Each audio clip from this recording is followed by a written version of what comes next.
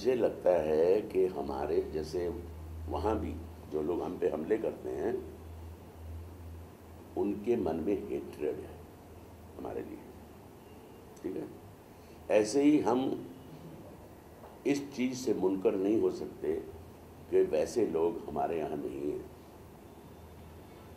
फ़र्क इतना है, वहाँ के जो हेट करने वाले हैं उनके पास हथियार हैं और हमारे जो हेट करने वाले हैं उनके पास हथियार नहीं हैं, वो सिर्फ आवाज़ उठाते हैं। मेरा ये कहना था कि ये समय जो था वो उत्सव का समय था, दिवाली बनाने का समय था कि हिंदुस्तान ने आखिर उन्हीं की ज़बान में जवाब दिया।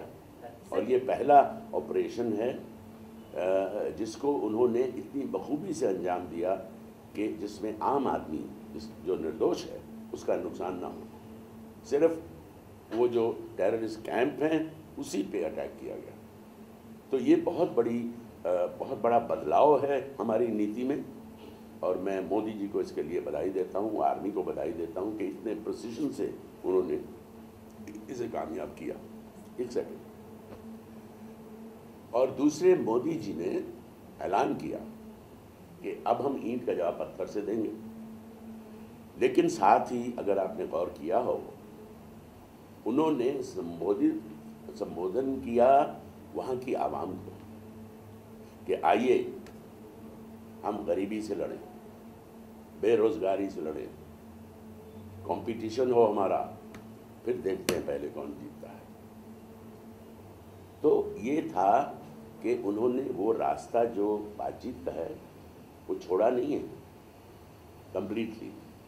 हाँ, सार्क कैंसिल करवा दिया उन्होंने और उनके साथ बाकी मुल्क भी शामिल हो गए।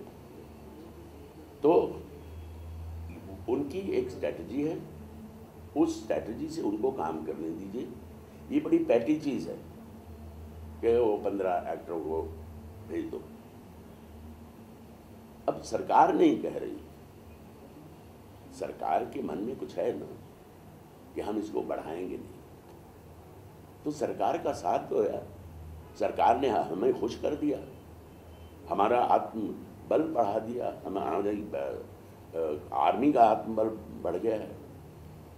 तो इस पैटी चीज़ को, चलो मैं कहता हूँ ये पैटी नहीं है। तो जो प्रोटेस्टर्स हैं, सही तरीका ये है कि आप सचिवालय के आगे धरना लगाओ। बीजेपी और शिवसेना की मिली जुली सरकार है और ये शिवसेना का ही नारा है कि इनको वापस भेजो। तो आप जाइए जुलूस लेके, जोर डालिए सरकार कि साहब सिर्फ एक्टर नहीं, जो इस मुल्क में व्यापार करने वाला आया है पाकिस्तानी वो भी, और जो अपने रिश्तेदारों से मिलने आए वो भी। हम चाहते हैं ये सब हमारा मुल्क छोड़ के अगले 3 दिन में वापस चले जाएं, इनका वीज़ा हम खारिज करते हैं। हम चिल्ला रहे हैं सड़कों पे, वहाँ चैनल्स पे बहसें हो रही हैं बड़ी बड़ी, इतनी पैटी सी चीज़। आपको विश्वास नहीं है मोदी साहब? अभी भी उनको अपनी स्ट्रैटेजी से लड़ने दीजिए, ये दुश्मनी मत फैलाइए आवाम में। 6 बार जा चुका हूँ मैं पाकिस्तान, ईमानदारी से कह रहा हूँ, मुझे बहुत प्यार और मोहब्बत मिला है वहाँ से, और बाकी लोगों का भी है। आवाम में, चाहे होटल में हो, होटल में ठहरे हुए लोग हों, पुलिस वाले हों, कस्टम वाले हों, 6 बार गया हूँ, कभी मुझे लाइन में खड़े नहीं होना पड़ा। कोई एक अफसर आता है, मेरे से पासपोर्ट ले लेता है और इस जरिए अंदर चाय पीजिए आप, सामान आपका आ जाएगा, तो हम बताते हैं। जो भी फॉर्मेलिटीज़ हैं वो पूरी कर देते हैं। तो हम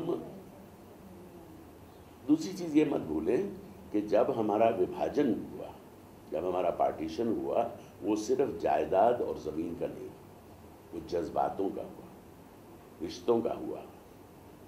यहाँ के आधे लोगों के रिश्तेदार उधर हैं, उधर वालों के आधे रिश्तेदार इधर हैं। जब मैं जाता हूँ, कोई कहता है लखनऊ में मेरे अब्बा दफन हैं, बड़ा मन करता है कि जाके सजदे में बैठूँ। कोई कहता पटना में, कोई कहता कानपुर में। तो ये हम आसानी से आ जाना नहीं पा रहे। और दूसरे, पार्टीशन जब हुआ तो मुसलमानों ने और हिंदुओं ने, हालांकि हिंदू उधर बहुत कम हैं, कभी ये नहीं सोचा था कि हम एक दूसरे से आसानी से मिल नहीं पाएंगे।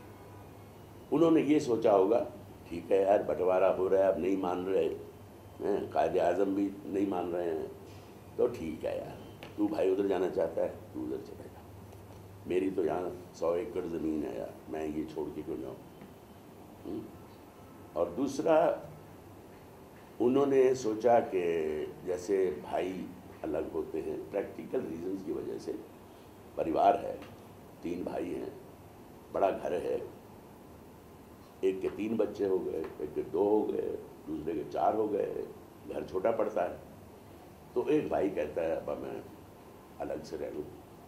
हाँ बेटा फिर रहो, मुझे मालूम है दिक्कत होती है।